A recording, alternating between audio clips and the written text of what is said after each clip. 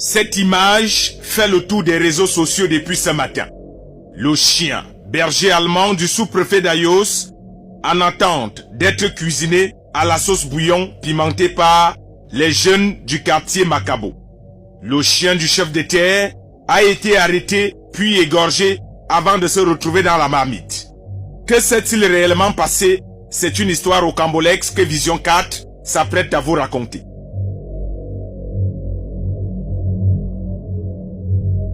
Nous sommes dans l'arrondissement d'Ayos, situé dans le département du Nyong et Fumu, région du centre. Le chef de terre est encore, à l'heure où je vous parle, sous le champ. D'après nos informations puisées à bonne source, il vient d'enterrer toute une marmite de chiens et envoyer les assassins de son animal domestique en cellule à Akonolinga, chef-lieu du département du Nyong et Fumu. Son gros chien méchant a été arrêté et égorgé par les jeunes devenus spécialistes de ce genre de coups bas. L'on apprend que ces derniers ont l'habitude de parcourir les rues d'Ayos et de cibler tous les chiens errants dans la ville. Ayant pris l'information depuis quelques jours que le chef de terre abrite dans sa concession un gros bulldog qui fait beaucoup de bruit. Ces jeunes lui ont tendu une embuscade et ont réussi à l'attraper. N'ayant pas du tout perdu du temps, ils sont rapidement passés à l'acte des préparatifs de cuisson. L'information a donc fuité et le chef de terre, informé depuis ses bureaux, a dépêché une équipe de gendarmes et est arrivé sur les lieux et a pris les jeunes la main dans le sac en train d'assaisonner son chien.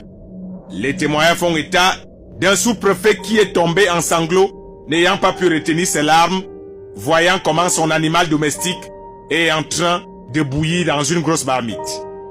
Dans la foulée, le chef de terre n'a pas digéré cette affaire, véritable goût amer, qui l'a emmené à se courber sur son stylo pour dénoncer de façon voilée les grands carnassiers du quartier Macabo. Après avoir pleuré la mort de son chien, a ramassé toute la marmite et est allé l'enterrer. Il a demandé à ses éléments d'arrêter tous les jeunes concernés et de les déférer directement à Akonolinga.